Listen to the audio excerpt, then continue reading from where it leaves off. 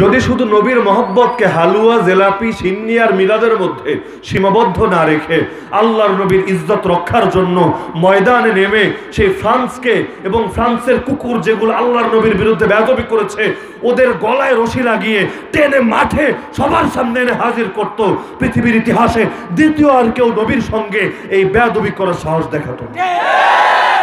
যদি উম্মত স্পষ্ট দেখিয়ে দিত, আরে নবীকে যারা গালি দেয়, নবীকে নিয়ে যারা ব্যঙ্গ করে, যতক্ষণ পর্যন্ত ওদের প্রাপ্য শাস্তি নিশ্চিত না করা হয় ততদিন পর্যন্ত উম্মতের কেউ পৃথিবীর মধ্যে শান্তিতে ঘুমাতে পারে না।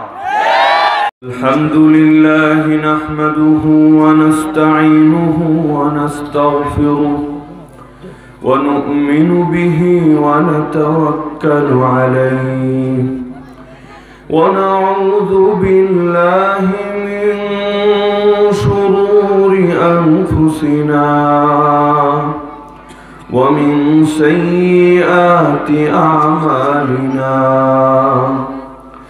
من يهده الله فلا مضل له ومن يضلله فلا هادي له ونشهد أن لا إله إلا الله وحده لا شريك له لا وزير له ولا نظير له ولا مشير له ولا معين له ولا شبه له ولا شبيه له ولا مثيل له ولا مثال له ولا مثل له ولا أصل له ولا نسل له ولا كفؤ له ولا قبل له ولا بعد له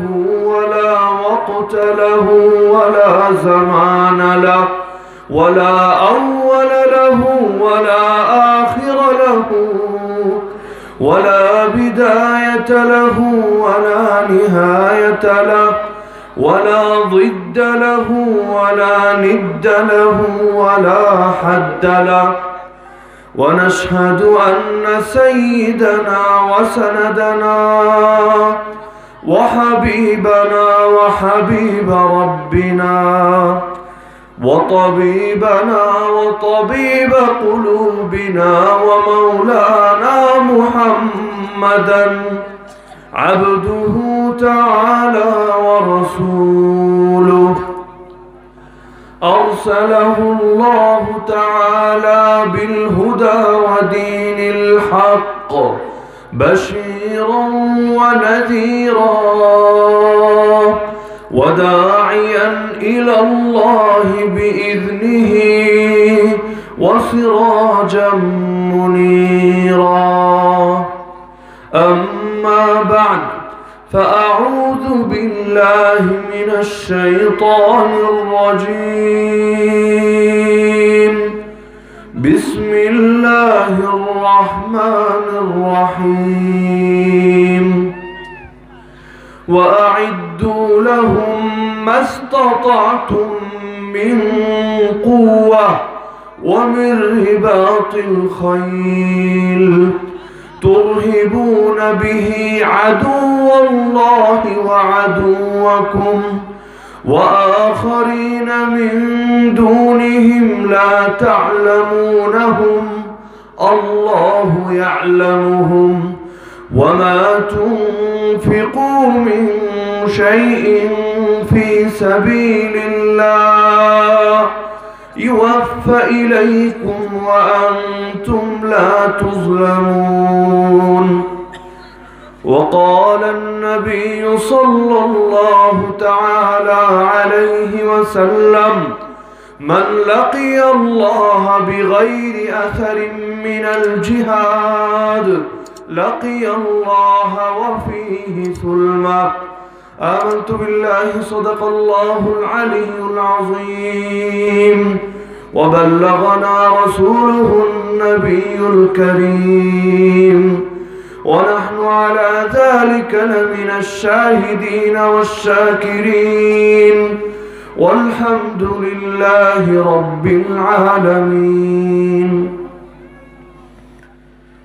লক্ষ্মীপুর দেরিয়াকান্দা জামে মসজিদ ও যুব সমাজের উদ্যোগে আয়োজিত প্রথম বার্ষিক ওয়াজ মাহফিলের সম্মানিত সভাপতি আমার সরতাজ ওয়াজিবুল ইহতারাম উলামায়ে কেরাম, এলাকার গণ্যমান্য মুরব্বীগণ, স্থানীয় এবং দূর দূরান্ত থেকে আগত দ্বীনের জন্য আত্মমর্যাদাশীল প্রিয় তাওহীদি জনতা এবং পর্দার আড়ালে থাকা মা বোনেরা, পৃথিবীর কাফের এবং মুশরিকরা যতই মুসলমানদের জন্য গোটা পৃথিবীটাকে সংকুচিত এবং সংকীর্ণ করে দিতে চাচ্ছে, যতই সন্ত্রাস দমনের নাম করে সারা দুনিয়ার মধ্যে ইসলামের বিরুদ্ধে যুদ্ধ লাগিয়ে দিচ্ছে, যতই দেশে আর দেশে আমার আপনার মুসলমান ভাই বোনের রক্তে পৃথিবীর মাটিকে রঞ্জিত করে তুলছে, আলহামদুলিল্লাহ সুম্মা আলহামদুলিল্লাহ, এত কিছুর পরও তাওহীদি জনতার মধ্যে সচেতনতা এবং উম্মার জন্য দরদ কোনো হারেই কমছে না, বরং দিনকে দিন উম্মার মধ্যে জাগরণ শুধু বেড়ে যাচ্ছে আর যাচ্ছে। বিশেষ করে উম্মার যুব সমাজ যখন ঘুম ঝেড়ে বিছানা থেকে লাফিয়ে ওঠে, সেই সময় তাদের এই বিজয় যাত্রা, তাদের এই জাগরণকে আর কেউ ঠেকাতে পারে না। তো একদিকে যেমন সারা দুনিয়ার মধ্যে ওরা আগুন লাগিয়ে রেখেছে, আরেকদিকে যতই ওরা আমাদের মুসলমানদের বুক থেকে রক্ত ঝরাচ্ছে, একজন ব্যক্তি দুনিয়া থেকে শাহাদাত বরণ করে বিদায় নিচ্ছে, কিন্তু সে তার বুকের তাজা রক্ত দিয়ে হাজারো যুবককে নতুন করে তাওহীদের চেতনায় উজ্জীবিত করে তুলছে। তো এই জাগরণ যতদিন পর্যন্ত উম্মতের মধ্যে বলবৎ থাকবে, যতদিন পর্যন্ত এই জাগরণ একজন থেকে আরেকজনের মধ্যে ছড়িয়ে যাবে, ততদিন পর্যন্ত ইসলামকে ইনশাআল্লাহ কেউ ঠেকাতে পারবে না। এই ইসলাম নাজিলও করেছেন আল্লাহ, এই ইসলাম হেফাজতের দায়িত্ব নিয়েছেন আল্লাহ, আর আল্লাহ যেই জিনিস হেফাজতের দায়িত্ব নেন, পৃথিবীর কোনো পরশক্তি নাই সেই জিনিসের পথ চলা কখনো থামাতে পারে। এই পৃথিবী আমার নবীর গায়ে হাত তুলেছে, আমার নবীকে বারবার হত্যা করার জন্য চেষ্টা করেছে। এই পৃথিবী ওমরকে শহীদ করেছে, ওসমানকে শহীদ করেছে, আলীকে শহীদ করেছে, হাসানকে শহীদ করেছে, হুসাইনকে শহীদ করেছে। তারা ভেবেছে এর দ্বারা মনে হয় ইসলামের পথ চলা থামাতে পারবে, কিন্তু আমার আল্লাহ সাক্ষী, ইসলাম পৃথিবীর আনাচে কানাচে, পৃথিবীর প্রত্যেকটা মানুষের কানে কানে এই ইসলামের আওয়াজ পৌঁছে গেছে।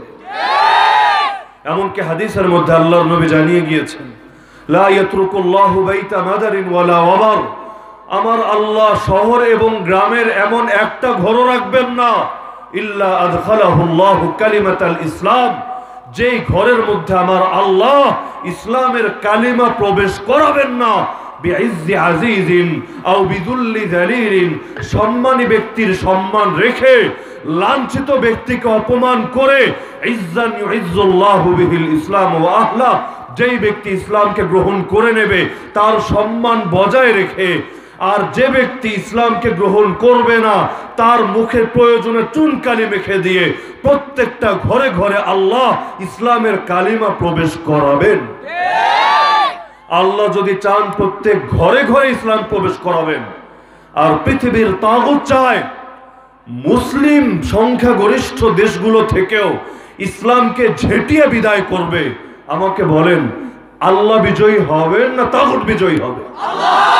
এই তাগুত যতই চেষ্টা করবে, ওদের চেষ্টার কোনো কমতি নাই। কোথাও চেষ্টা করে যুদ্ধ দ্বারা, কোথাও চেষ্টা করে মুসলমানদের মধ্যে দ্বন্দ্ব লাগানোর দ্বারা, কোথাও চেষ্টা করে সেই পাশ্চাত্যের অপসংস্কৃতি আমদানি করার দ্বারা, কোথাও চেষ্টা করে মুসলমানদের পারিবারিক ব্যবস্থা ভেঙে দেওয়ার দ্বারা, কোথাও চেষ্টা করে ঈমানের অন্যতম গুরুত্বপূর্ণ অঙ্গ লজ্জাকে নষ্ট করে দিয়ে মানব সমাজকে জন্তু জানোয়ারের সমাজে পরিণত করার দ্বারা। কিন্তু আমরা যতভাবেই চেষ্টা করুক না কেন, যেহেতু আল্লাহ নিজে দায়িত্ব নিয়ে নিয়েছেন প্রত্যেক ঘরে ঘরে তিনি ইসলাম প্রবেশ করাবেন, সুতরাং সেদিন খুব দূরে না যেদিন হোয়াইট হাউসের ছাদেও কালেমার পতাকা পথ করে উঠবে।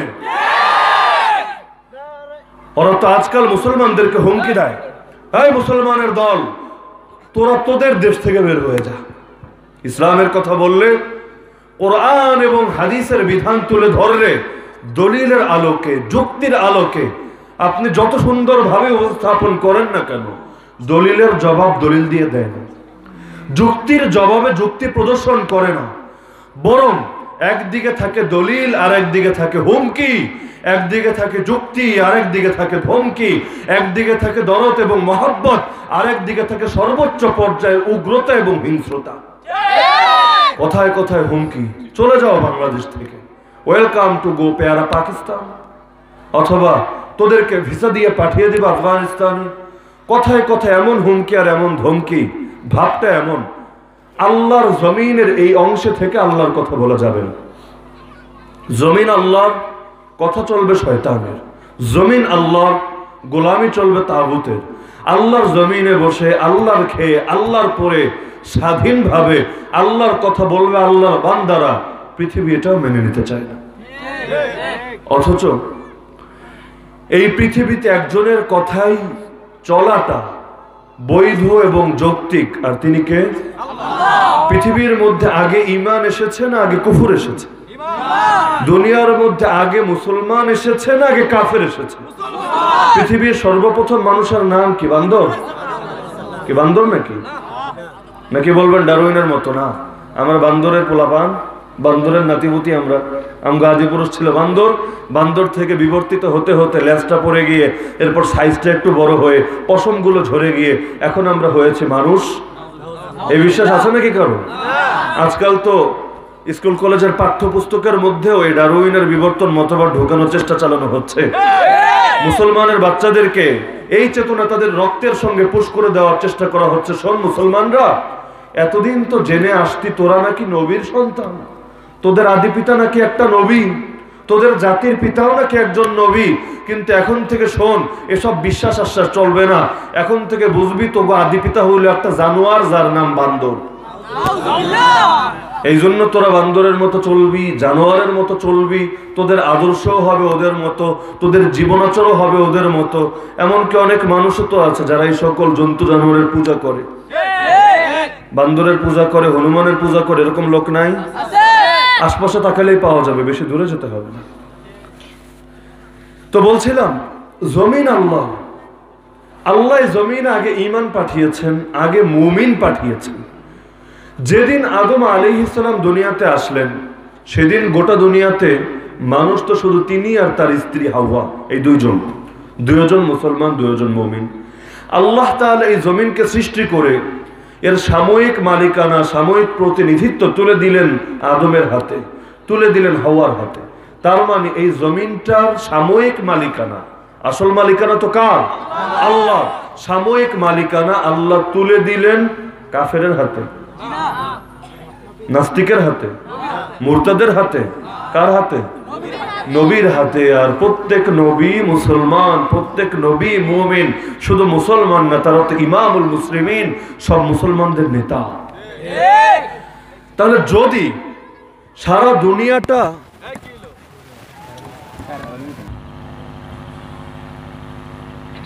আল্লাহ তাআলা যখন জমিনটা তুলে দিলেন তাদের হাতে, এবং এই জমিনকে কিভাবে ব্যবহার করতে হয়, কিভাবে কৃষিকাজ করতে হয়, কিভাবে ভূমি থেকে ফসল উৎপাদন করতে হয়, এ সকল জ্ঞান আল্লাহ শিখিয়ে দিলেন তাদেরকে। এর দ্বারা কি প্রমাণিত হয় এই পৃথিবীর জোরপূর্বক দখলদার মুসলমান না বৈধ মালিক মুসলমান? কথা বোঝা যাচ্ছে তো নাকি? আদম আলাইহিস সালাম কি জোরপূর্বক হারামকারী দখলকার ছিলেন নাকি বৈধ মালিকে ছিলেন? যেহেতু আদম আলাইহিস সালাম বৈধ সত্ত্বাধিকারী, বৈধ মালিক, সুতরাং তার পরবর্তীতে তিনি দুনিয়া থেকে বিদায় গ্রহণের পর ইসলামের বিধানের আলোকেও এর মালিক হবে তার সন্তান, এরপর তার সন্তান, এরপর তার সন্তান, এভাবে চলতে থাকবে। আর হাদিসে বলা হয়েছে কাফের কখনো মুসলমানের ওয়ারিশ হয় না, মুসলমানের ওয়ারিশ হয় মুসলমান। কাফের যদি আপনার ঔরস থেকে জন্মগ্রহণ করে, তারপরও সে আপনার ফ্যামিলি মেম্বার না। এ কারণে তো নূহ আলাইহিস সালাম যখন আল্লাহর কাছে বলছিলেন কেঁদে কেঁদে, আল্লাহ সবাই তো নৌকায় উঠলাম, আপনি ওয়াদা দিয়েছিলেন আমার ফ্যামিলির সব মেম্বারকে আপনি হেফাজত করবেন এই আযাব থেকে, এই গজব থেকে। কিন্তু এখন নিজে দেখতে পাচ্ছি আমার আপন ছেলে কেনান পানিতে ডুবে মরছে। নিশ্চয়ই আপনার ওয়াদা সত্য, আপনার ওয়াদার ব্যাপারে আমার অন্তরে কোনো অবিশ্বাস নাই। আল্লাহ, তারপর বিষয়টা তো আমার বুঝে আসছে না। ওয়াদা দিয়েছিলেন ফ্যামিলিকে বাঁচাবেন, কিন্তু আমার ছেলে পানিতে ডুবে মরছে, বিষয়টা তো আল্লাহ বুঝতে পারছে না, দয়া করে বুঝিয়ে দিন। আল্লাহ বলল, ইয়া নূহ ইন্নাহু লাইসা মিন আহলিক ইন্নাহু আমালুন গায়রু সালিহ ফালা তাসআলনি মা লাইসা লাকা বিহি ইলম ইন্নী আ'ইযুকা আন তাকুনা মিনাল জাহিলিন। সূরা হুদের আয়াত। আল্লাহ বলে, হে নূহ শোন, এই কেনান তোর পুত্র না, জন্ম দিতে পারো, ঔরস থেকে দুনিয়ায় আসতে পারে, কিন্তু কেনান তোমার ফ্যামিলি মেম্বার না। এরপর আল্লাহ শেষে সতর্ক করে দিচ্ছেন, যেই ব্যাপারে তোমার ইলম নাই, তোমার জ্ঞান নাই, সেই ব্যাপারে আমাকে জিজ্ঞেস করো না। আমি তোমাকে উপদেশ দিয়ে দিচ্ছি, খবরদার তুমি মূর্খদের অন্তর্ভুক্ত হও না। তার মানে কাফের মুসলমানের আপন না পর? এখানে যারা আছেন, কেউ যদি আগামীকাল প্রেস ব্রিফিং করে ঘোষণা দেন এই দেশের যত রাজাকার আছে সবগুলো আমার বন্ধু, আমি ওদেরকে মনে প্রাণে ভালোবাসি, যদি এই ঘোষণা আগামীকাল দেন, পরের দিন কি জেলে থাকবেন না ঘরে থাকবেন? পুরো দেশ কি আপনার পক্ষে থাকবে না আপনার বিপক্ষে জোতা মিছিল করবেন? কেন? আপনার কি অপরাধ? ৭১ তো হয়তো আপনার জন্মই হয় না, রাজাকার হওয়া দূরের কথা। বলবে একটা অপরাধ, তুমি নিজে ডাইরেক্ট অপরাধ করনি, কিন্তু অপরাধীকে সমর্থন দিয়েছো, প্রশ্রয় দিয়েছো, ভালোবেসেছো। আর অপরাধীকে ভালোবাসাও অপরাধ। তোমাকে এই দেশে থাকতে হলে দেশকে ভালোবাসতে হবে, আর দেশকে ভালোবাসার অর্থ হলো যারা দেশের বিরুদ্ধে যায় তাদের বিরুদ্ধে তোমাকে থাকতে হবে। কারণ তুমি যদি আমার দুশ্মনকে তোমার বন্ধু বানাও, তুমি আর আমার বন্ধু থাকবা না, তুমি নিজেও আমার দুশ্মন হয়ে যাবে। তো দুনিয়ার কাফের আর মুসলমান জাতি তো দুইটা, পৃথিবীর মধ্যে জাতি দুইটা। এক জাতির নাম অবিশ্বাসী, অস্বীকারী, আরেক জাতির নাম বিশ্বাসী, মুমিন, মুসলিম। তো যারা মুমিন এক জাতি, যারা কাফের আরেক জাতি। যারা কাফের তারা আল্লাহর দুশমন, কারণ তারা আল্লাহর খেয়ে আল্লাহর পরে আল্লাহরই অস্বীকার করে, সবচাইতে বড় নেমক হারামি করে। অপরদিকে যারা মুসলমান, নিজেদের জীবনটাকে আল্লাহর সামনে সঁপে দেয়। তো আল্লাহর দুশমন যারা, তাদেরকে যদি কোনো মুসলমান নিজের বন্ধু বানিয়ে নেয়, তাদের প্রতি ভালোবাসার ঘোষণা দেয়, সে কি আল্লাহর বন্ধু থাকবে না শত্রু হয়ে যাবে? কাফেরদের সঙ্গে সৌজন্য বজায় রাখা যায়, সামাজিক সুন্দর আচরণ করা যায়, কিন্তু অন্তর থেকে ভালোবাসা, তাও সেই কাফের সঙ্গে সৌজন্য বজায় রাখা যায় যেই কাফের ইসলাম এবং মুসলমানদের কোনো ক্ষতি করে না। যারা ক্ষতি করে তাদের ব্যাপারে সামাজিক সম্প্রীতিও, সামাজিক সৌজন্যবোধ রক্ষা করা যাবে। আল্লাহ কোরআনে বলেন, লা ইয়ানহাকুমুল্লাহ, আল্লাহ তোমাদেরকে নিষেধ করছেন না, আনিল্লাযীনা লাম ইউকাতিলুকুম ফিদ-দীন ওয়া লাম ইউখরিজুকুম মিন দিয়ারিকুম, যে সকল কাফেরদের মধ্যে দুইটা অপরাধ নাই। এক অপরাধ, দ্বীনের জন্য তোমাদের বিরুদ্ধে যুদ্ধ করেনি। মিয়ানমারের বৌদ্ধরা, মিয়ানমারের আর্মি, তারা কি দ্বীনের জন্য মুসলমানের বিরুদ্ধে যুদ্ধ করেনি? আর করেনি? না করলে রোহিঙ্গাদেরকে মারলো কারা? আসমানের ফেরেশতা? রোহিঙ্গাদের অপরাধ কারা? চোর ছিল, ডাকাত, স্মাগলার, মাফিয়া, ডন। অপরাধ কি? আরে বলেন, অপরাধ কি?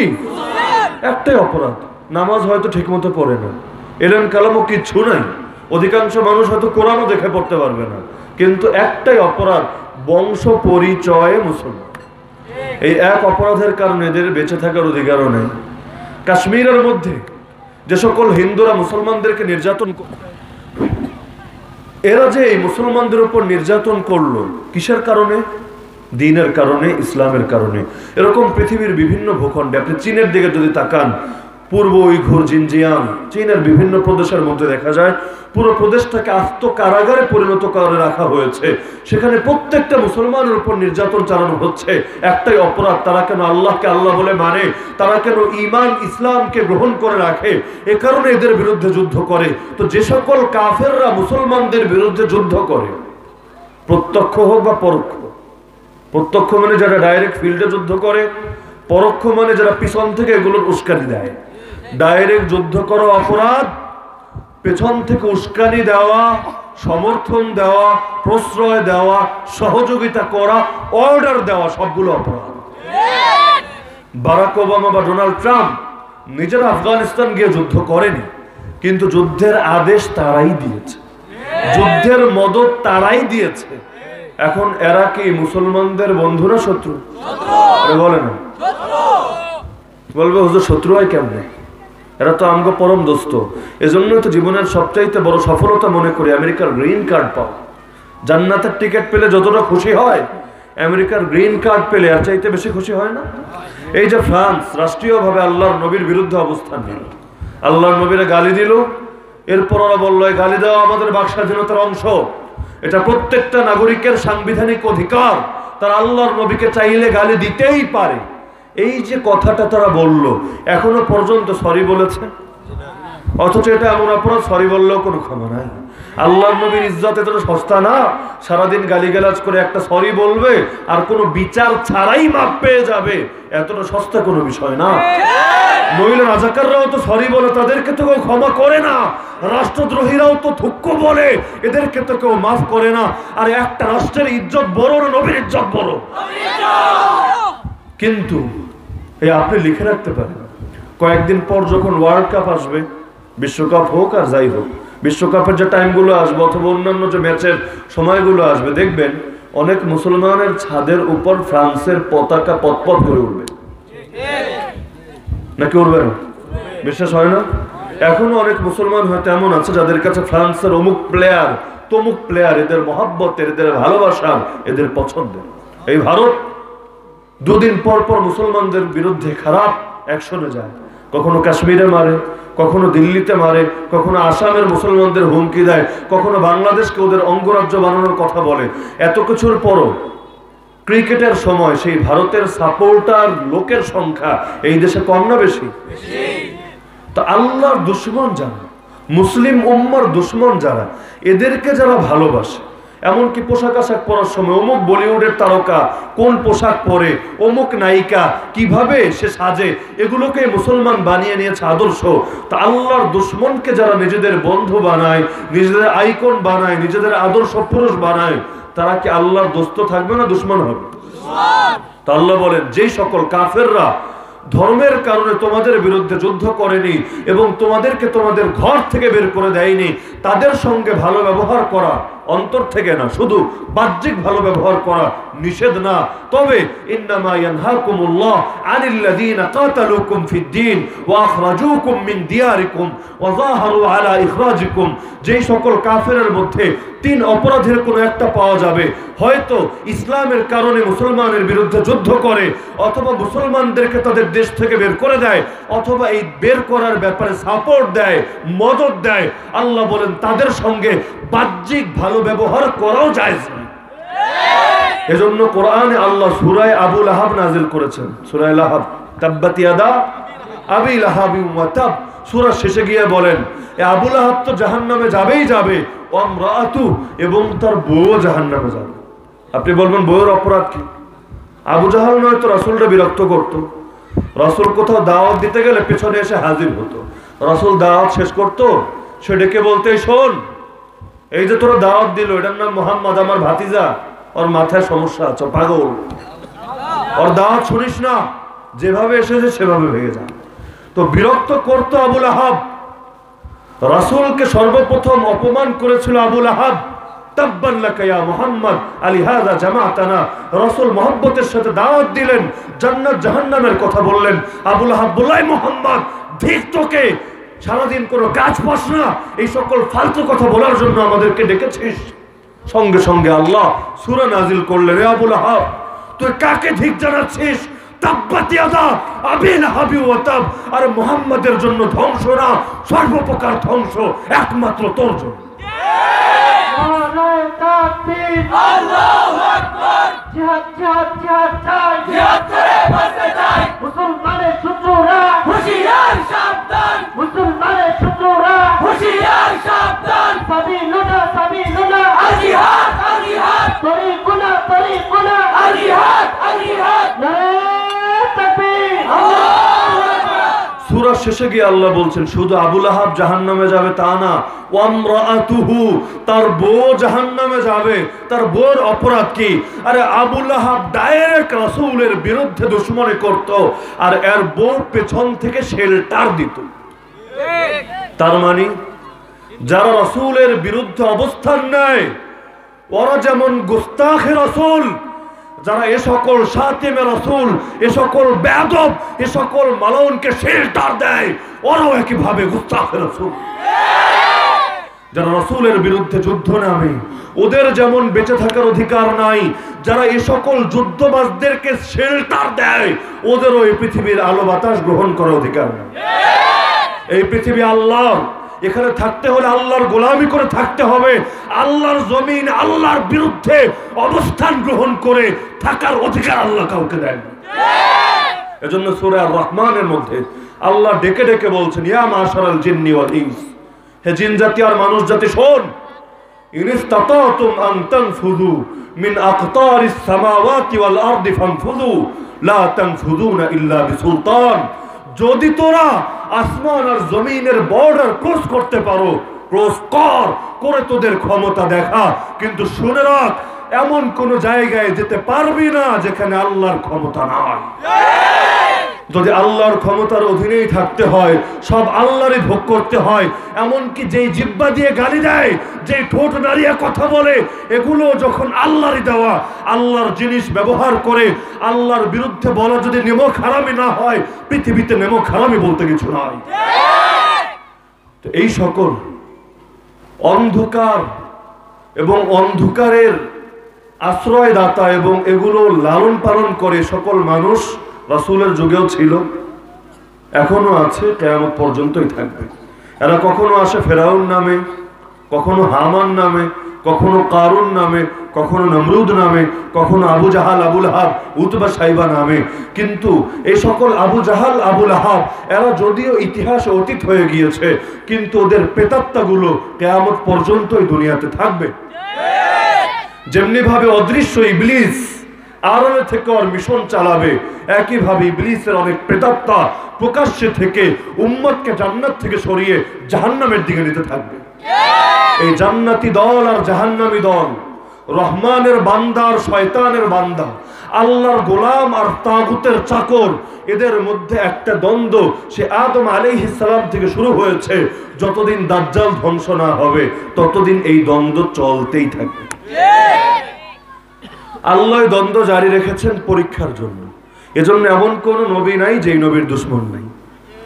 একজন নবী এমন দেখাতে পারবেন না সবাই তার পক্ষে ছিল, বরং বিপুল পরিমাণ মানুষ তার পথে কাঁটা বিছিয়েছে, গায়ে হাত তুলেছে, দাঁত শহীদ করেছে, এমনকি দেশ থেকে পর্যন্ত বের করেছে, কাউকে আগুনে ছুড়ে ফেলেছে, কাউকে পানিতে ফেলেছে, কাউকে হত্যা করার জন্য ঘর ঘেরাও করেছে, কারো মাথার উপর করাত রেখে পুরো দেহটাকে দুই টুকরা করে দিয়েছে।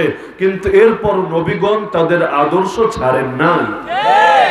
তো যার কারণে সেই নবীগণের প্রকৃত উম্মত যারা হবে তাদের উপর যত বাধা আসুক না কেন, এ সকল তাগুতের গোলামরা তাদেরকে যতই হুমকি আর ধমকি দেখ না কেন, এমনকি আল্লাহর জমিনে বসে আল্লাহর বান্দাদেরকে আল্লাহর পক্ষে থাকার কারণে যতই খারাপ মন্তব্য এদের ব্যাপারে করুক না কেন, তারপরও তারা হককে ছাড়বে না, আল্লাহর আদর্শকে ছাড়বে না। তো যার কারণে নিজেদের পরিচয়টা খুব ভালো করে মনে রাখতে হবে। আমাদের পরিচয় আমরা মুসলিম জাতির অংশ। এই পরিচয় আমাদেরকে দিয়েছেন কে? আল্লাহ কোরআনে বলেন, ওয়াকালা ইন্নানি মিনাল মুসলিমিন। উত্তম মানুষের কিছু বৈশিষ্ট্য শুনে নাও। উত্তম ব্যক্তি সে যে বলে আমি মুসলমান জাতির একজন। তার মানে সে নিজের জাতীয়তা ভুলে যায় না, সে মুসলিম জাতির একজন। মুসলমান যদি বাংলাদেশেও থাকে, যদি আফগানেও থাকে, যদি ভারতেও থাকে, যদি সৌদিতেও থাকে, যদি আমেরিকায়ও থাকে, যদি তুরস্কেও থাকে, যদি কানাডায়ও থাকে, যদি ইয়ামানেও থাকে, যদি চীনেও থাকে, যদি সিরিয়াও থাকে, যদি লেবাননেও থাকে, যদি ফিলিস্তিনেও থাকে, যদি ইসরায়েলেও থাকে, যদি মিয়ানমারেও থাকে, যেখানেই থাকুক না কেন, সে মনে করে এরা প্রত্যেকে আমার আপন ভাইয়ের চাইতেও বেশি আপন। এই জাতীয়তা আমাদের দ্বীনের অংশ। এই জাতীয়তায় যে বিশ্বাস করে না, সে নিজেকে মুসলমান পরিচয় দেওয়ার অধিকার রাখে না। যতদিন পর্যন্ত এই জমিনের মধ্যে আল্লাহর শাসন ছিল, ততদিন সেই পূর্ব থেকে পশ্চিম, উত্তর থেকে দক্ষিণ মুসলমানদের জাতীয়তা একটাই ছিল, সেটা হলো আমরা মুসলমান। কিন্তু 1924 পর বিশ্বের কুফরি পরাশক্তিরা আমাদের এই পরিচয়কে ভেঙে দিয়েছে, টুকরা টুকরা করে দিয়েছে। এক মুসলিম জাতিকে 100-র চাইতে বেশি ভাগে বিভক্ত করে দিয়েছে। প্রত্যেকের হাতে একটা পতাকা দিয়ে বলেছে, এখন থেকে তোরা মনে করবি তোরা আলাদা একটা জাতি। একই মুসলমান, যদি সৌদিতে থাকে এক জাতি, যদি বাংলাদেশে থাকে আরেক জাতি, যদি আমেরিকায় থাকে আরেক জাতি, যদি ভারতে থাকে আরেক জাতি। জাতিগত ভিন্নতা কি বর্তমানে ভিন্নতা নাই? এমনকি প্রত্যেকে দাবি করবে আমরা সবার চাইতে শ্রেষ্ঠ। বাঙালি বলবে আমি সবার চাইতে শ্রেষ্ঠ, ভারতী বলবে আমি সবার চাইতে শ্রেষ্ঠ, মার্কিন বলবে আমি সবার চাইতে শ্রেষ্ঠ। সকলে কাঁটাতারের পূজা করবে। আমার শ্রেষ্ঠত্বের কারণ কি? একটাই কারণ, কাকতালীয় ভাবে আমার জন্ম বর্ডারের এপারে। এই জন্মের পিছনে আপনার হাত আছে? কোনো চেষ্টা আছে? নাই। তারপর আপনি যেহেতু কাকতালীয় ভাবে নিজের কোনো ক্ষমতা ছাড়া, কোনো অর্জন ছাড়া, কোনো মেহনত ছাড়া এখানে জন্মগ্রহণ করেছেন, এখন আপনি শ্রেষ্ঠ। এখন অন্যের দুঃখেও আপনি কাঁদবেন না, অন্যের সুখেও আপনি হাসবেন না, বরং আপনি শুধু নিজেকে নিয়েই ব্যস্ত থাকবেন। গরু আর ছাগল যেমন শুধু নিজের চিন্তাই করে, সমাজ নিয়েও কোনো ভাবনা নাই, পৃথিবী নিয়েও কোনো ভাবনা নাই, আপনার অবস্থা একই হবে। আপনি যদি কাশ্মীরের মুসলমানের জন্য কান্না করেন, একদল এসে বলবে এটা ভারতের অভ্যন্তরীণ ব্যাপার, তুই কাদার কে?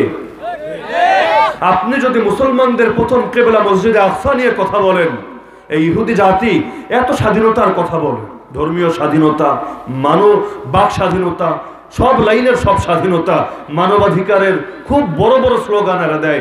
কিন্তু যদি বলেন ওরা যে এত স্বাধীনতার কথা বলে, তাহলে আমাদের প্রথম কেবলাটা কেন দখল করে রাখলো? নিজেদের কেবলায় নিজেদের ইবাদত করার স্বাধীনতা কেন দিল না? এই প্রশ্ন তুললে আপনাকে বলা হবে এটা নিয়ে তোর ভাবার দরকার নাই, আদার ব্যাপারে জাহাজের খবর রাখার কি দরকার? তুই থাক তোর নিজের ধান্দা নিয়ে, অন্য দেশের বিষয় নিয়ে ভাবার কোনো দরকার। তো সারা দুনিয়ার মুসলমানদেরকে এভাবে ভাগে বিভক্ত করে রাখা হয়েছে। ইমাম সাহেব নামাজের পর যদি মাজলুমের জন্য দোয়া করে, আল্লাহ সিরিয়ার মুসলমানকে হেফাজত করো, ইয়ামানের মুসলমানকে হেফাজত করো, ওই ঘুরের মুসলমানকে হেফাজত করো, একদল লোক এসে বলবে হুজুর আবার জঙ্গি টঙ্গি হয়ে গেলেন নাকি? নাউযুবিল্লাহ। মুসলমানের দুঃখে কান্না করার অধিকারও আপনার নাই। কিন্তু পৃথিবীর কোন একটা প্রান্তে একটা কাফেরের বাচ্চাকে যদি কেউ মারে, এর জন্য সারা দুনিয়া গরম হয়ে যায়। সীমান্তের এপার আর ওপার, সীমান্তের এপারে যদি ফেলানির লাশ কাঁটাতারে ঝোলে, এটা নিয়ে কথা বলতে কাউকে দেখা যায় না। কিন্তু সীমানার ওপারে একটা পিঁপড়ার গায়েও যদি আঘাত লাগে, সারা দেশের মধ্যে আগুন জ্বলে ওঠে। আল্লাহু আকবার, নারায়ে তাকবীর, আল্লাহু আকবার। ইসলামের শত্রুরা হুঁশিয়ার, সাবধান। ইসলামের শত্রুরা হুঁশিয়ার, সাবধান। সাবিলুনা, সাবিলুনা, আল জিহাদ, আল জিহাদ। তরিকুনা, তরিকুনা, আল জিহাদ, আল জিহাদ। নারায়ে তাকবীর, আল্লাহু আকবার। অথচ কেন এই ব্যবধান, কেন এই বৈষম্য? আমরা তো আল্লাহর গোলাম। যে ব্যক্তি আল্লাহর গোলাম, তার তো আমেরিকার গোলামি করার কোনো দরকার নাই। যে ব্যক্তি আল্লাহর গোলাম, তার তো ইসরায়েলের দালালি করার কোনো দরকার নাই। যে ব্যক্তি আল্লাহর গোলাম, তার তো চীন বা ভারতের পাচাটার কোনো দরকার নাই। আমরা তো এতেই সন্তুষ্ট যে আল্লাহ আমাদেরকে তার বান্দা বানিয়েছেন, আল্লাহ আমাদেরকে তার গোলাম হওয়ার তৌফিক দিয়েছেন। আর যে ব্যক্তিকে আল্লাহ তার গোলাম হওয়ার তৌফিক দিয়েছেন, পৃথিবীর অন্য কারো গোলামি তো সে করতে পারে না। আল্লাহর গোলাম হওয়ার পর যে নিজেকে শ্রেষ্ঠ মনে করতে পারে না, এরপর যে অন্য কারো গোলামি করার প্রয়োজন অনুভব করে, সে যদি সকাল থেকে সন্ধ্যা 1000 বার নিজেকে মুসলমান দাবি করে, এরপর এর কর্ম তার ব্যাপারে সাক্ষ্য দেবে সে এখনো মুসলমান হতে পারেনি, সে একটা ডাহা মিথ্যাবাদী এবং কাফের। আমাদের জাতীয়তা ছিল ইসলাম, আমাদের জাতীয়তা ছিল ঈমান, আমাদের জাতীয়তা ছিল তাওহীদ। এই তাওহীদের বন্ধনে যে আবদ্ধ হবে, সে যদি আবু বকরের মতো সম্ভ্রান্ত হয় অথবা বেলাল হাবশির মতো আফ্রিকার কালা একটা গোলাম হয়, উভয়ে একই জাতি। আবু বকরের রক্তের প্রতিটা ফোঁটার যে দাম, বেলাল কেন, বেলালের চাইতে অনেক অধম গোলামের রক্তেরও একই দাম। এই ইসলাম এসে আমাদের কেমন সাম্য শিখিয়েছে। বেলালের মতো কালো গোলাম সমাজ যার জীবনটাকেই 2 পয়সার মূল্যবান বস্তু মনে করত না, এমনকি দিনের পর দিন যাকে নির্মম নির্যাতন করা হয়েছে, নবী এসে সেই বেলালকে নিজের খাদেম বানিয়ে নিয়েছেন, তার রাসূলের মসজিদের মুয়াজ্জিন বানিয়ে নিয়েছেন, এমনকি কাবার মতো দুনিয়ার সর্বশ্রেষ্ঠ ঘরের ছাদের উপর চড়িয়ে দিয়েছেন, বেলাল তুমি এখন এই ছাদে চড়ে আযান দাও। এই বেলালকে যখন দেখতেন আমিরুল মুমিনিন খলিফাতুল মুসলিমিন ওমর ইবনুল খাত্তাব পর্যন্ত দাঁড়িয়ে থেকে সম্মান দিতেন, হে বেলাল, হে আমাদের আমির, সামনে আসুন, আমার পাশে এসে বসুন। তো ইসলাম এসে একজন গোলামকে এত সম্মানিত করেছে।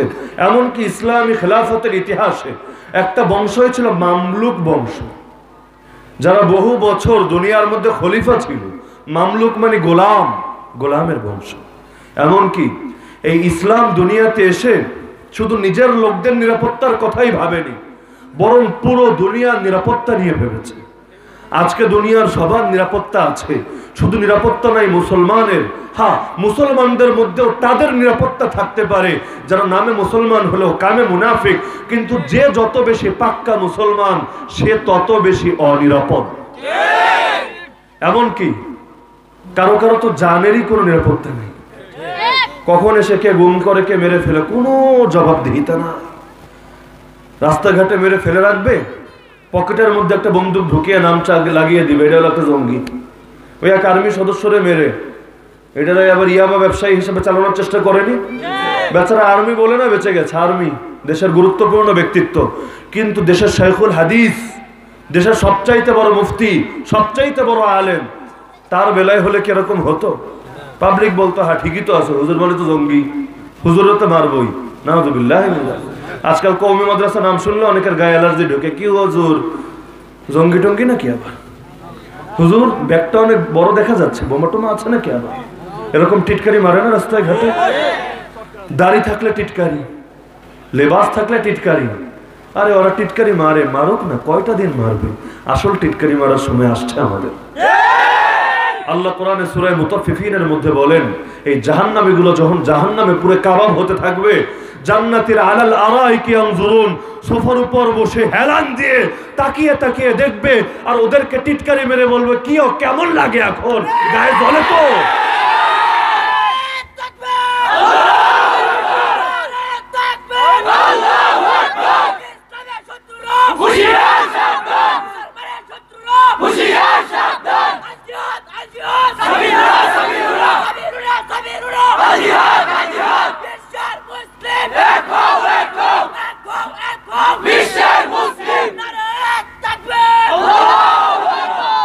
সারা দুনিয়ার মুসলমান সংখ্যা তো কত বেশি, কিন্তু শুধু নিজেদের জাতীয়তাটা ভুলে যাওয়ার কারণে সারা দুনিয়ার মুসলমানদের বুকে ওরা ইচ্ছা মতো খঞ্জর চালাচ্ছে, কিন্তু ময়দানে আর ওদের মোকাবেলায় কাউকে দেখা যাচ্ছে না। 4টা চোর চুরি করতে গেল এক বাগানে, মালিক এসে তাদেরকে ধরে ফেলল। এসে দেখলো 4 জন তার আখের বাগান, আখ বোঝেন তো আপনাকে এলাকা কি বলে? গ্যান্ডারি। গ্যান্ডারি বাগানে এসেছে চুরি করার জন্য। এখন মালিক এসে ধরে ফেলেছে 4 জন। এখন এসে দেখলো সে হলো একা, ওরা হলো 4 জন। এখন একা যদি 4 জনের লগে লাগে, আর চোরদের সাথে তো আবার জিনিসপাতিও থাকে, মালিকের কাছে তো কিছু নাই। এই সমাজের যত জায়গায় দেখবেন খুনির হাতে ছুরি, জালেমের হাতে ছুরি, ডাকাতের হাতে ছুরি। এই পৃথিবী মাজলুমের ছুরি কেড়ে নিতে পারলেও জালেমের ছুরি কেড়ে নিতে পারে। এখন চোরের কাছে তো জিনিস আছে, মালিকের কাছে তো কিছু নাই। আসলো তো খুব গরম নিয়ে, আজকে চোর ধরে ছেড়ে দিবে, কিন্তু এখন কি করবে, বেচারা ভয় পেয়ে গেল, আবার ছেড়েও তো দেওয়া যায় না। এখন সে দেখলো এই চোরগুলোর মধ্যে 2 জন হলো বাইরের, 2 জন হলো ভিতরে। তার মানে 2 জন এসেছে বাইরের এলাকা থেকে, আর 2 জন হলো তার নিজের এলাকার। এখন যেই 2টা নিজের এলাকার, এদেরকে বললো, দেখ তোরা আমার এলাকার ছেলে পেলে, তোদের তো একটা অধিকার আছে, তোরা চাইলে এগুলো চুরি করতেই পারবে, কিন্তু ওরা বাইরে থেকে সেখানে মাস্তানি করবে, এটা তো মেনে নেওয়া যায় না। এখন তারা দেখলো একটু সুযোগ, এখন যদি আমরা আমাদের অবস্থানে স্থির থাকি তাহলে কালকে আমাদের সালিশ হবে, বিচার হবে, পুলিশ এসে ধরে নিয়ে যাবে, তো এত ঝামেলা যাওয়ার দরকার নাই, ওই 2টা মাইর খেলে খাক গিয়ে আমরা অন্তত বেঁচে যাই। পরে বললো, হ্যাঁ হ্যাঁ, কথা তো সঠিক, আমরা আপনার এলাকার লোক, আমাদের একটা অধিকার আছে না, ভাই চাচা বলে একটা কথা, ওরা বাইরে থেকে এসে এখানে মাস্তানি করবে কেন, এই ধর ওদের। এবার ধরে এই 3 জন মিলে, এখন তো 3 জন হয়ে গেল, চোর 2টা আর সে একটা, 3 জন মিলে 2টারে আচ্ছা মতো পিটালো, ওই 2টা শেষ। এখন বাকি আছে 2 জন। এখন মালিক ভাবলো, তাও তো 2 জন, যদি এখন ওদের লগে মাইর লাগি, একে তো আমার কাছে জিনিসও নাই, আবার সংখ্যায়ও কম, ওদের সঙ্গে পারা যাবে না। এখন 2 জন যদিও এলাকার, একজন ছিল তার চাচাতো ভাই, আপন চাচাতো না, একটু ঘুরিয়ে ফিরিয়ে চাচাতো, আর একটা ছিল এমনি সাধারণ এলাকা। এখন যে চাচাতো ভাই আরে বললো, দেখ তুই যতই হোক আমার ভাই, ভাইয়ের সম্পদে ভাইয়ের অধিকার আছে, কিন্তু ওর কি অধিকার আছে, ও কিসের ভিত্তিতে এখানে চুরি করতে আসলো, আরে এটা তো আমি মেনে পারছি না, তুই একটা কিছু কর।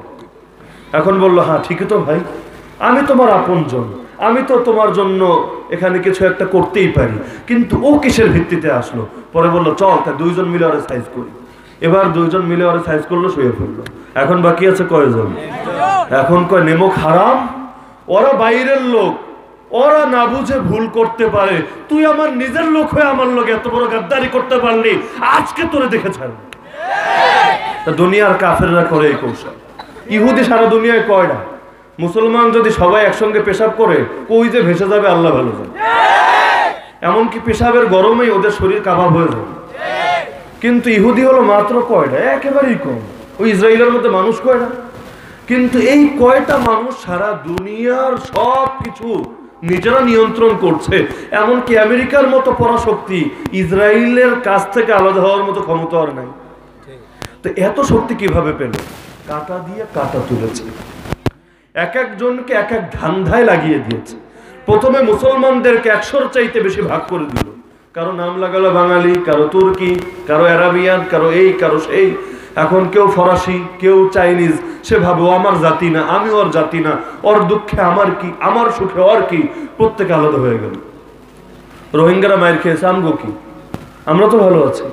এমনকি আশ্রয় নিতে এসেছে, কত ধরনের খারাপ যে মন্তব্য, এমনকি বাংলাদেশে একটা গালি হলো, তুই একটা রোহিঙ্গা। বিপদে পড়ে আপনার পাশে এসেছে, আরাম করার জন্য না।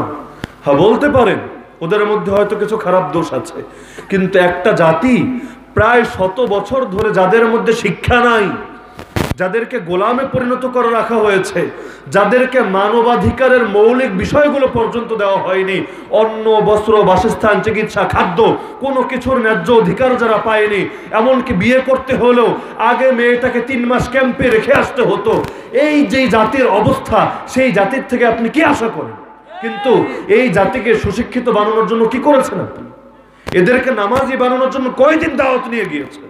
আমার নবী তো তয়েফেও দাওয়াত নিয়ে গিয়েছেন, পাথর খেয়েছেন, তারপরে একটা বদদুয়া করেননি। কিন্তু আপনার পার্শ্ববর্তী ছিল তারা, কয়দিন দাওয়াত নিয়ে গিয়েছেন, কয়টা মাদ্রাসা করে দিয়েছেন, কয়দিন ফ্রি ওয়াজের ব্যবস্থা করেছেন। চেষ্টা করবেন না, গাছের পেছনে শ্রম দিবেন না, ফল আশা করবেন, কিভাবে সম্ভব? তো শুধু গালি দিয়েছি, কিন্তু এরা যে মুহাজির, দ্বীনের জন্য হিজরত করেছে। আরে আল্লাহর নবীর যুগে মক্কা থেকে সাহাবীরা যখন মদিনায় হিজরত করে গিয়েছে, এরা বলেনি তোরা মুহাজির, তোরা আরেক জাতি, থাক নিজেদের মতো, বরং নিজেদের সব সম্পদ এনে দিয়ে বলেছে, ভাই আমার সবকিছু তোমাকে দিয়ে দিলাম, তুমি গ্রহণ করো। যখন বলেছে আরে আমরা এসেছি দ্বীন হেফাজতের জন্য, তোমাদের সম্পদ নেওয়ার জন্য না, তখন বললো আচ্ছা ঠিক আছে, পুরোটা না নিলেও আল্লাহর হস্তে 2 ভাগে ভাগ করে দেই, অর্ধেকটা নিয়ে নাও, তুমি অর্ধেক অর্ধেকের মালিক, আমি অর্ধেকের মালিক, আমার দুইটা বউ আছে, তুমি দেখো কারে পছন্দ হয়, আমি তাকে এখনই তালাক দিয়ে দেব, ইদ্যত শেষে প্রয়োজনে তুমি তাকে বিয়ে করে নাও, আর যা কিছু করা লাগে তোমার জন্য শুধু বলো, আমি এক পায়ে রাজি আছি। কোথায় তারা আর কোথায় আমরা? এমনকি আল্লাহর নবীর যুগে একবার জাতীয়তা নিয়ে একটা দ্বন্দ্ব হয়েছিল। মুনাফিকরা সহ্য করতে পারছিল না মুসলমানদের ঐক্য, কারণ মুসলমান যদি ঐক্যবদ্ধ থাকে, দুনিয়ার কোনো পরশক্তি নাই এই মুসলমানদের সামনে এক মুহূর্ত টিকতে পারে। এই রোম এবং পারস্যের তৎকালীন পরশক্তিগুলো আল্লাহর নবী এবং তার সাহাবীদের নাম শুনলে, আল্লাহু আকবারের ধ্বনি শুনলে থরথর করে কেঁপে উঠত। তো মুনাফিকরা দেখছিল এরা যদি এভাবে ঐক্যবদ্ধ থাকে, দুনিয়ার কোনো শক্তি নাই যেই শক্তি ইসলামের বিজয় থামাতে পারে, তাহলে এদেরকে হারাতে চাইলে সর্বপ্রথম এদের ঐক্য নষ্ট করে দিতে হবে। কিভাবে করবে? অনেক দিন থেকে সুযোগ খুঁজছিল, পথ পাচ্ছিল না। একদিন ঘটনাক্রমে দুই সাহাবের মধ্যে ঝগড়া হল। যেহেতু তারাও মানুষ, মানবীয় বৈশিষ্ট্যের ঊর্ধ্বে না তারা, তো কথা কাটাকাটি হলো। একজন মক্কার মুহাজির আর একজন মদিনার আনসার।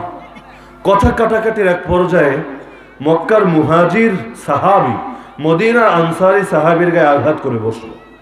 যেহেতু মানুষ, ভুল হতেই পারে, সাহাবীরা ভুলের ঊর্ধ্বে ছিলেন না, কিন্তু এই ভুলগুলো আমাদের জন্য আদর্শ না। তবে ভুলের পরে তারা কি করেছেন সেটা আদর্শ। তাদের ভুল হয়েছে, একবার না বারবার হয়েছে, কিন্তু আপনি এই নজির দেখাতে পারবেন না ভুল করার পরও যখন হক সামনে এসেছে এরা ভুলের উপর অবিচল থেকেছেন, ঘাড় তেরামি করেছেন, দেখাতে পারবেন না। তো এখন যখন দ্বন্দ্ব হলো, মুনাফিকরা ভাবলো এই তো সুযোগ। একজন মক্কার আর একজন মদিনার, দুইটা জাতি আছে, ঝগড়া হয়েছে দুই জাতির মধ্যে। মুনাফিকরা ছিল মদিনার, মক্কায় কোনো মুনাফিক ছিল না, কারণ মুনাফিক হয় সুবিধার জন্য, ধান্দার জন্য। মক্কায় তো ইসলামের কারণে কোনো ধান্দা ছিলই না, কালেমা পড়তে দেরি, মায়ের শুরু হতে দেরি না। তো যখন মাই খাওয়ার যুগ থাকে তখন আর কেউ মুনাফিক থাকে না। এজন্য দেখবেন আমগোর মধ্যে যতটা মুনাফিক, যুদ্ধ বিধ্বস্ত মুসলিম কান্ট্রিগুলোর মধ্যে মুনাফিকের তুলনায় কম।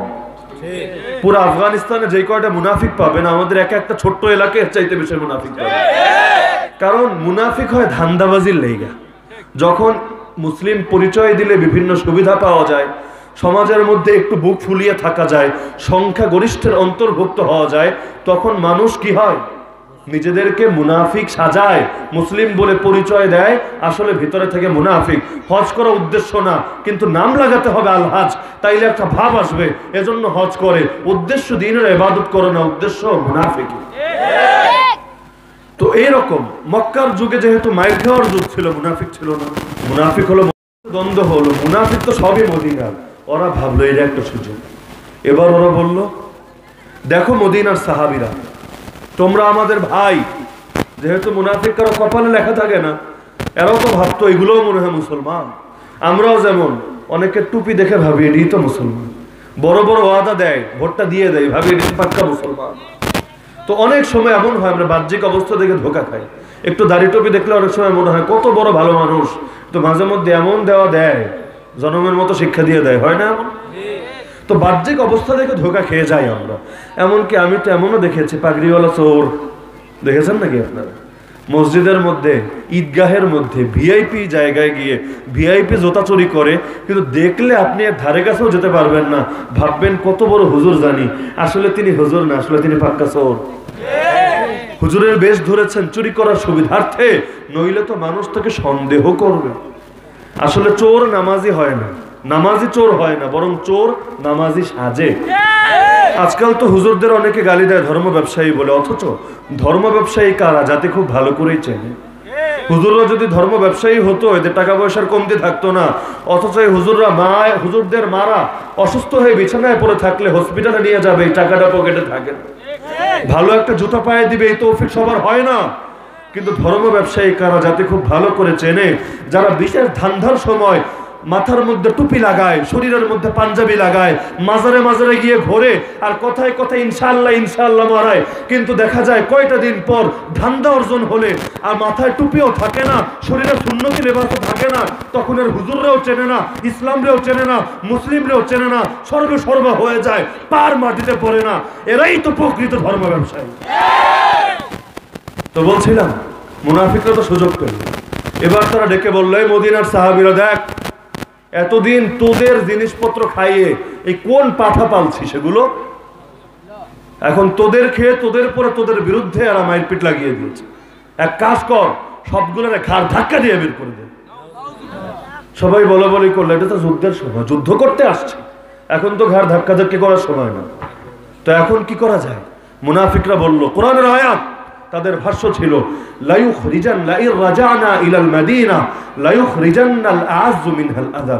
যুদ্ধটা খালি শেষ হোক, মদিনায় খালি ফিরে যাই, আমরা ভিআইপি পার্সনরা, এ সকল ক্লাসহীন নাগরিক, থার্ড ক্লাস না, এ সকল ক্লাসহীন নাগরিকরে আদাল চূড়ান্ত লাঞ্ছিত জাতিকে ঘাড় ধাক্কা দিয়ে বের করে দেবে। ওরা ভেবেছিল ওরা হলো সম্মানিত, আর মুসলমানরা, আল্লাহ রাসূল এবং তার সাহাবীরা হলো অসম্মানিত, যারা থার্ড ক্লাসের চাইতেও নিচে।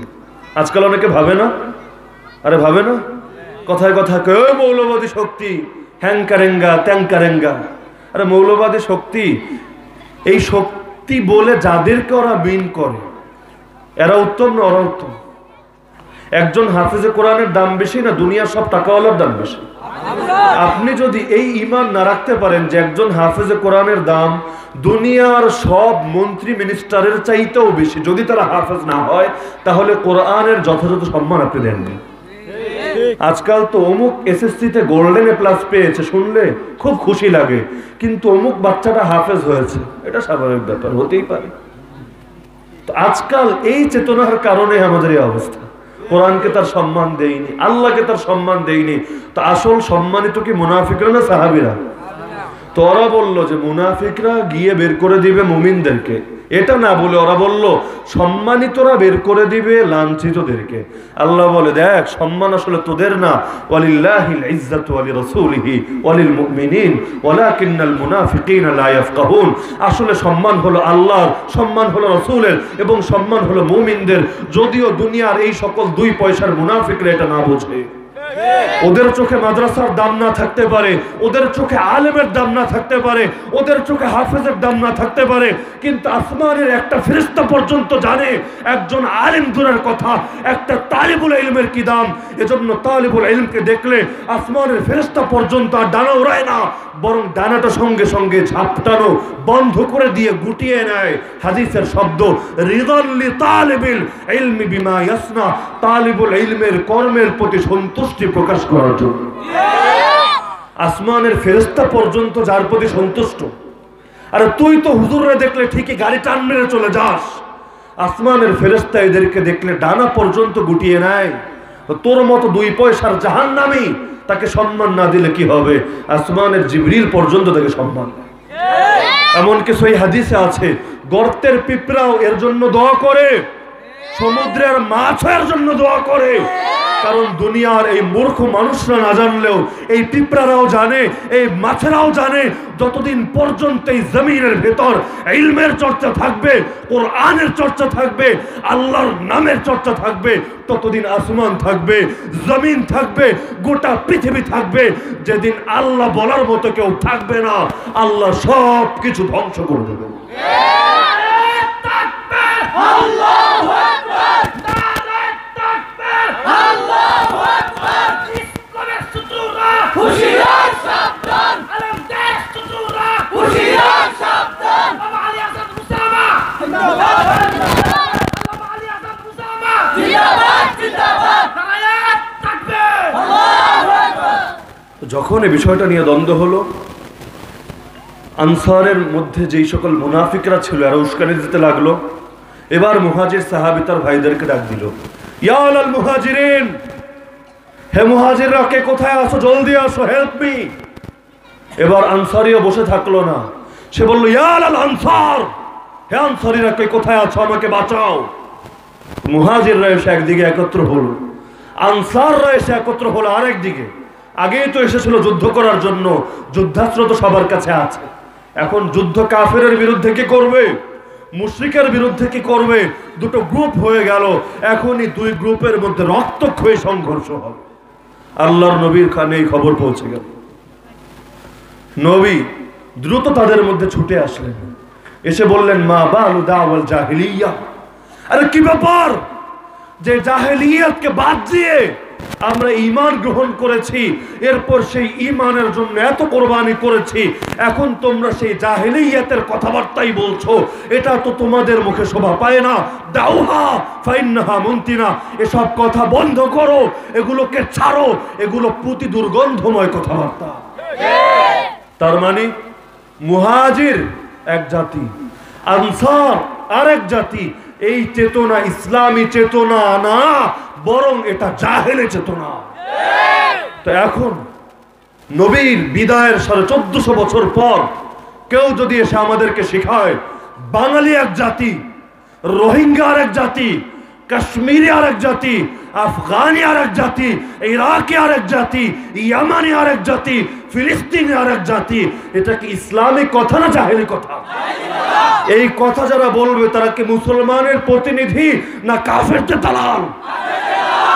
কিন্তু সারা দুনিয়া ছড়িয়ে গেছে, এক একজন এক এক শিরোনামের গোলামি শুরু করেছে, এটাকেই নিজের জন্য সর্বোচ্চ সম্মানের বিষয় মনে করেছে। অথচ যেই পরিচয় আল্লাহ দিয়েছেন এতে তারা সন্তুষ্ট হতে পারছে না। আজকে চিঠি পাঠানো হয়, কাশ্মীর ভারতের অভ্যন্তরীণ ব্যাপার, এ বিষয় নিয়ে মাথা ঘামাবেন না হুজুর। জিনজিয়াং উইঘুর চীনের অভ্যন্তরীণ ব্যাপার, আবু গারিব গুয়ান্তানামো কারাগার কাফেরদের নিজস্ব ব্যাপার, এগুলো নিয়ে কোনো কথাবার্তা বলবেন। ডক্টর আফিয়া সিদ্দিকা, এত বছরের পর বছর একটা নারীকে নির্যাতন করা হলো শুধু ঈমানের কারণে, শুধু কোরআনের কারণে, শুধু দ্বীনের খেদমতের কারণে। এজন্য দরদ দেখানো যাবে না, সব দরদ দেখাতে হবে বেশ্যা আনুষ্কাদের জন্য। সারা দুনিয়ার চিত্র হয়ে গেছে। আর মুসলমানও ভেবেছে, হ্যাঁ আমরা ভালো থাকলেই তো হলো, অন্যের দুঃখে আমাদের কি আসে যায়। কিন্তু এই জাতি ভুলে গেছে আল্লাহর দেওয়া পরিচয়কে। যারা ভুলে যায়, যারা আল্লাহকে নারাজ করে খুশিতে থাকতে চায়, তারা কোনোদিন খুশিতে থাকতে পারে না। আল্লাহকে রাজি করে কেউ কোনোদিন খারাপ থাকেনি, আল্লাহকে নারাজ করে কেউ কোনোদিন ভালো থাকতে পারে না। যার কারণে ফলাফল আমাদের চোখের সামনে। অনেক জাতিতে বিভক্ত হয়ে গিয়েছে। সে চোরের গল্প মনে আছে তো? যখন অনেকগুলো জাতি হয়ে গেলাম, ঐক্য শেষ, শক্তি শেষ। আবার এক এক জাতি যেগুলো হয়েছে, যেমন বাঙালি জাতি, এই বাঙালি জাতির অধীনেও যে সবাই ঐক্যবদ্ধ তাও কিন্তু না। এর মধ্যে রাজনৈতিকে কেন্দ্র করে সবচেয়ে বেশি ভাগ, এরপর বিভিন্ন মতামত মতদর্শ, এমনকি ধর্মীয় বিভিন্ন বিষয়কে কেন্দ্র করেও অনেক ভাগ। এমনকি যে ইস্যুগুলো ছিল সবার, যে ইস্যুগুলো ছিল ঈমানের তাওহীদের, এই সকল ইস্যুকে কেন্দ্র করে উম্মত একতাবদ্ধ হয় না। আল্লাহর নবীর ইজ্জত হেফাজতের প্রশ্ন, এখানে এসেও দেখবেন নাই মাজারিরা আর সাধারণ মুসলমানরা এক হয়। হয়েছে নাকি? আওয়ামী লীগ বিএনপি এক হয়, আলিয়া কওমি এক হয়, মাযহাবি লামাযহাবি এক হয়। একদল শুধু এসির বাতাস খেয়ে সন্তুষ্ট, আর একদল আছে তাদের রিয়াল নিয়ে আর বিদেশি টাকা নিয়ে এক একজন এক এক সার্কেলের মধ্যে নিজেকে আবদ্ধ করে ফেলেছে। যে বিষয়গুলো ছিল সবার, এখানে এসেও তারা একত্র হতে পারেনি। অথচ আল্লাহর নবীর ইজ্জত রক্ষা, এটা কি কওমির বিষয় না আলিয়ার বিষয়? আওয়ামী লীগের বিষয় না বিএনপির বিষয়? জামাতের বিষয় না হেফাজতের বিষয়? মাযহাবের বিষয় না লামাযহাবের বিষয়? সবাই আসে না কেন একসাথে? যদি গোটা দুনিয়ার সবাই একযোগে ময়দানে নেমে আসতো, যদি শুধু নবীর মহব্বতকে হালুয়া জেলাপি সিন্নি আর মিলাদের মধ্যে সীমাবদ্ধ না রেখে আল্লাহর নবীর ইজ্জত রক্ষার জন্য ময়দানে নেমে সেই ফ্রান্সকে এবং ফ্রান্সের কুকুর যেগুলো আল্লাহর নবীর বিরুদ্ধে বেয়াদবি করেছে, ওদের গলায় রশি লাগিয়ে টেনে মাঠে সবার সামনে এনে হাজির করত, পৃথিবীর ইতিহাসে দ্বিতীয় আর কেউ নবীর সঙ্গে এই বেয়াদবি করার সাহস দেখাতো না। যদি উম্মত স্পষ্ট দেখিয়ে দিত, আরে নবীকে যারা গালি দেয়, নবীকে নিয়ে যারা ব্যঙ্গ করে, যতক্ষণ পর্যন্ত ওদের প্রাপ্য শাস্তি নিশ্চিত না করা হয়, ততদিন পর্যন্ত উম্মতের কেউ পৃথিবীর মধ্যে শান্তিতে ঘুমাতে পারে না। ইসলামের শত্রু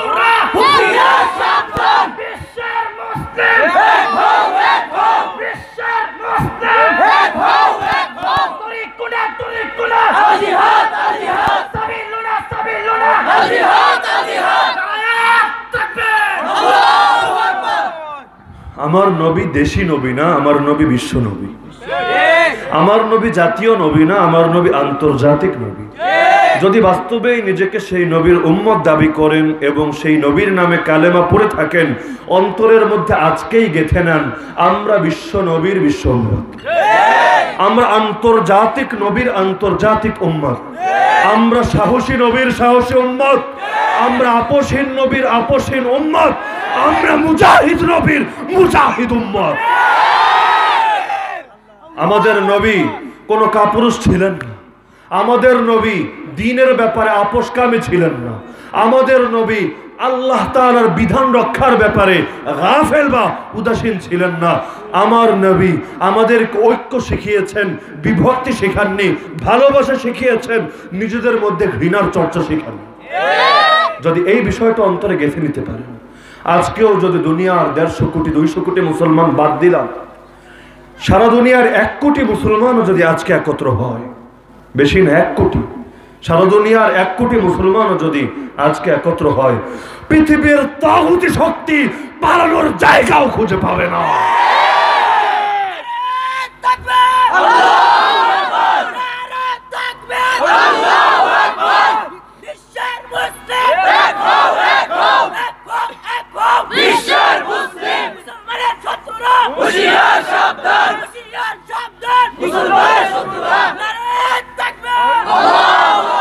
এজন্যই তো কিয়ামতের আগে আল্লাহর খলিফা মাহদী যখন আসবেন, সেই মাহদীর নেতৃত্বে গোটা উম্মত, আরব হোক আর অনারব, আরব আর অনারব কয় জাতি?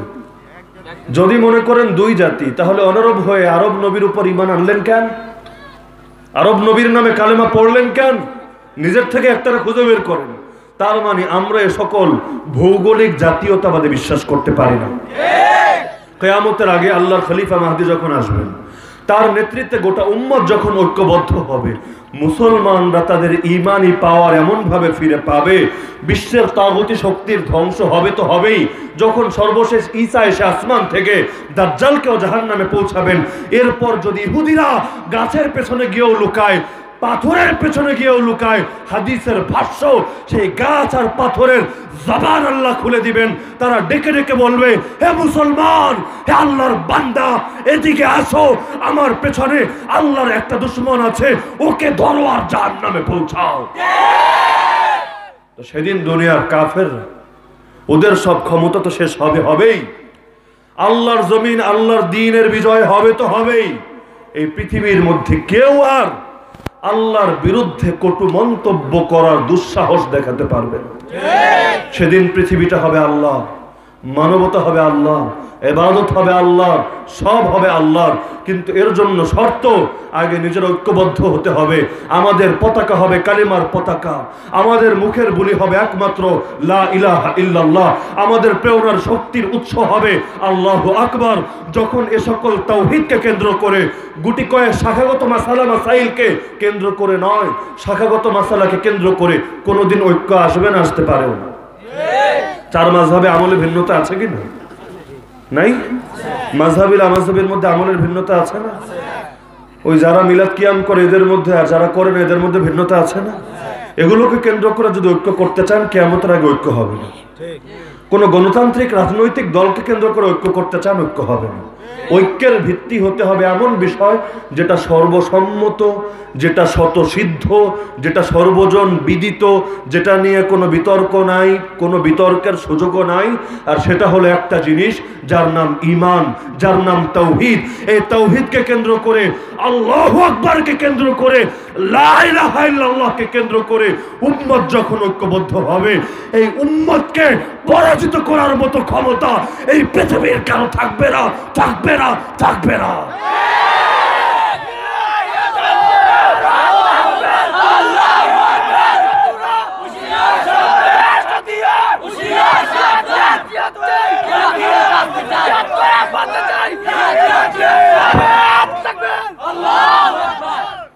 তো আমি আর আলোচনা দীর্ঘ করছি না, আমাকে এখান থেকে সফর করে আবার অনেক দূরে যেতে হবে।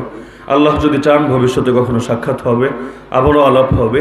কিন্তু এতটুকু আশা রেখে যাই, পুরো উম্মতের মধ্যে ঐক্য করতে পারেন আর না পারেন, আজকে যারা এই কথাগুলো শুনলেন, আল্লাহর ওয়াস্তে উম্মতের এই ক্রান্তি লগ্নে যখন নিজেদের পিঠ থেকে গেছে একেবারে দেয়ালে, এ সময় নিজেদের মধ্যকার সকল জাহিলি পরিচয় ছাড়েন, একমাত্র ইসলামী এবং ইমানি পরিচয়কে প্রয়োজনে বুকের তাজা রক্ত দিয়ে দৃঢ়ভাবে আঁকড়ে ধরেন। আপনি আওয়ামী লীগ করেন ভালো কথা, যদি ভাবেন বিএনপির লোকটা আরেক জাতি, যদি ওরে কেউ জালিম এসে মেরেও ফেলে আমি কাঁদবো না, আমিও আর পাশে দাঁড়াবো না, তাইলে তো খুব ঐক্য হবে, তাই না? আরে খুব ঐক্য হবে নাকি? সমাজের যত পরিচয় আছে, নিজেরা যে সকল পরিচয় বানিয়েছে, আল্লাহ দেননি, রসুল দেননি, এরকম যত পরিচয় আছে সব পরিচয় ছাড়েন, এগুলো আপনার পকেটের মধ্যে রাখেন, কিন্তু অন্তরের পরিচয় হবে একটা, সেটা হলো ইসলাম। আমরা হুজুররা আওয়ামী লীগেরও দালালি করি না, বিএনপিরও দালালি করি না, জামাতেরও দালালি করি না, আর এগুলোর দালালি করবো কি লাগে? ওরা আমাদের কি দিতে পারবে? আর দালালি তো পরের কথা, আমরা তো এই সকল গণতন্ত্র এবং জাতীয়তাবাদকে ইসলামের সফলতা দূরের কথা, বরং ইসলামের বিজয়ের পথে বড় ব্যর্থতা মনে করি। আজকাল যারা হুজুর্গ পোশাক পরেও ধর্মভিত্তিক এবং সাম্প্রদায়িক রাজনীতি করে, এদের চেতনা কতটুকু আপনি একবার দেখবেন। এরা কি পুরো মুসলিম বিশ্বকে নিয়ে, সকল উম্মাহকে নিয়ে ভাবে, না ছোট্ট একটা দেশের কয়েকটা মানুষের নিয়ে ভাবে? বুঝে না? আমার নবী যদি শুধু মক্কা আর মদিনা নিয়ে ভাবতেন, জন্মে কোনোদিন ইসলাম দেখতেন? আরে বলেন, দেখতেন নাকি? তা আজকে তো সেই নবীর ওয়ারিস পরিচয় দেয় দ্বারা, এরা তো ভাবে ছোট্ট একটা ভৌগোলিক অঞ্চলকে নিয়ে, এরা মনে করে এখানে ইসলাম কায়েম করলে আমি সাকসেসফুল। অথচ আমার নবী তো ক্ষুদ্র চিন্তা নিয়ে থাকতেন না, আমার নবী তো শুধু মানুষের নবী না, জিনেরও নবী, এমনকি মঙ্গল গ্রহেও যদি কোনো প্রাণী থাকে সেই প্রাণীর নবীও তো তিনি, মুহাম্মাদুর রাসূলুল্লাহ সাল্লাল্লাহু আলাইহি ওয়াসাল্লাম। তো এজন্য গোলামি হবে একমাত্র আল্লাহ, এই আল্লাহর গোলামির ভিত্তিতে হবে ঐক্য, এবং এটাকে কেন্দ্র করে যেদিন ঐক্য করতে পারবো সেদিন আমাদের বিজয় নিশ্চিত। আল্লাহ বলেন, ওয়ালা তাহিনু, মনোবল হারাবা না, ওয়ালা তাহজানু, দুঃখ করবা না, ওয়া আনতুমুল আলাউন, বান্দারা তোমরাই সবার উপরে থাকবা, দুনিয়ার সুপার পাওয়ার হবা, তবে শর্ত ইন কুনতুম মুমিনিন, যেদিন মুমিন হতে পারবা, যেদিন নিজের সর্বোচ্চ পরিচয় বাঙালি না, সর্বোচ্চ পরিচয় হেফাজত, বিএনপি, আওয়ামী লীগ, জামাত না, সর্বোচ্চ পরিচয় কি? আরে বলেন, সর্বোচ্চ পরিচয় কি? মুমিন, মুসলিম। এটাই যখন সর্বোচ্চ পরিচয় হবে, তখন আমরা বলতে পারবো চীন ও আরব হামারা, হিন্দুস্তান হামারা, মুসলিম হে হাম ওতন হে, সারা জাহাं হামারা, তৌহিদ কি আমানত सीनों में है हमारे, आसा नहीं मिटाना, नाम निशा हमारा।